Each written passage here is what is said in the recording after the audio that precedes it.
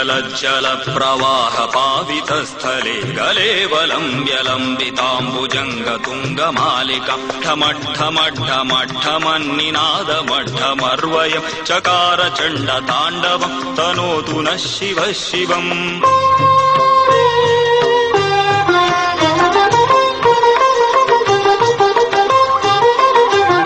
जटाकटाः सम्भ्रम भ्रमन्निलिम्ब निर्झरि विलोलवीचिवल्लरी विराजमानमूर्धनि धगद्धगद्धगज्ज्वलल्ललाटपट्टपावके किशोरचन्द्रशेखरे प्रतिक्षणं मम धराधरेन्द्रनन्दिनि विलासबन्धुबन्धुरस्फुरद्दिगन्तसन्तति प्रमोदमानमानसि कृपाकटाक्षधोरणि निरुद्धधुर्धरापदि क्वचिद्दिगम्बरे मनो विनोदमेतु वस्तुनि।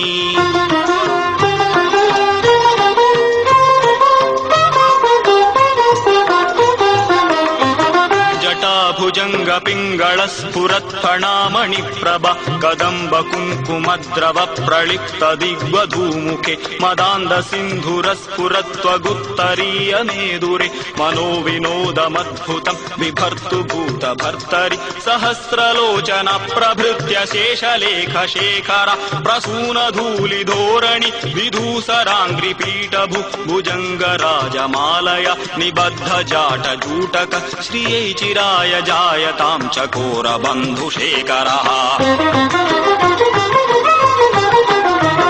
ललाटचत्वरज्ज्वलद्धनञ्जय स्फुलिङ्गब निपीत पञ्चसायकं नमन्निलिम्पनायकं सुधामयूखलेखया विराजमान शेखरं महाकपालि सम्पदे शिरोजटालमस्तु नः करालभालपट्टिका धगद्धगद्धगज्ज्वल धनञ्जयाहुतिकृत प्रचण्ड पञ्चसायके दरादरेन्द्रनन्दिनि कुचाग्रचित्रपत्रक प्रकल्पनैक शिल्पिनि त्रिलोचने रतिर्मम।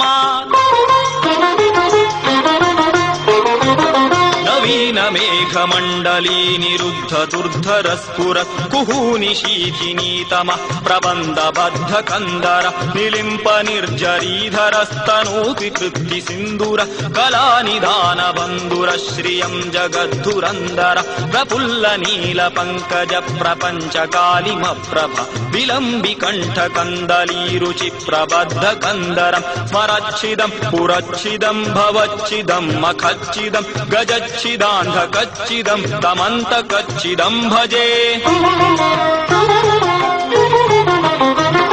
अखर्व सर्वमङ्गला कला कदम्ब मञ्जरी रस प्रवाह माधुरी विजृम्भणा मधुव्रतं स्मरान्तकं पुरान्तकं भवान्तकं मखान्तकं गजान्तकान्धकान्तकं तमन्तकान्तकं भजे। जयद्वदभ्रविभ्रमद्भुजङ्गचुङ्गमश्वस द्विनिर्गमत्क्रमस्फुरत्करालपालहव्यव धिमिद्धिमिद्धिमिध्वनन् मृदङ्गतुङ्गमङ्गल ध्वनिक्रम प्रवर्तित प्रचण्ड ताण्डव शिवः। दृशद्विचित्रतल्पयोर्भुजङ्गमौक्तिकस्रजो गरिष्ठरत्नलोष्टयो सुहृद्विपक्षपक्षयो तृणारविन्दुचक्षुषो प्रजामही महेन्द्रयो समप्रवृत्तिकः कदा सदाशिवं भजाम्यहं कदा निलिम्प निर्जरि निकुञ्जकोटरे वसन् विमुक्तदुर्मतिः सदा शिरस्थमञ्जलिं वहन् विलोललोललोचनो ललामभाललग्नक शिवेति मन्त्रमुच्चरन् कदा सुखी भवाम्यहम्।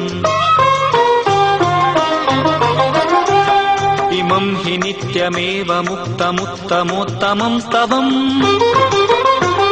पठन् स्मरन् ब्रुवन्नरो विशुद्धिमेति सन्ततम्।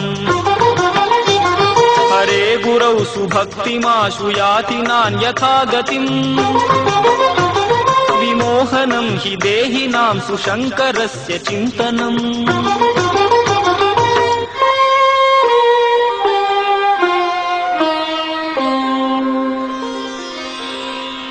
पूजावसान समये दशवक्त्रगीतम् यः शम्भुपूजन परं पठति प्रदोषे तस्य स्थिराम् रथगजेन्द्रतुरङ्गयुक्ता लक्ष्मीम् सदैव सुमुखीम् प्रददाति शम्भुः। दिव्य श्रीरावणकृतम् शिवताण्डवस्तोत्रम् शम्भो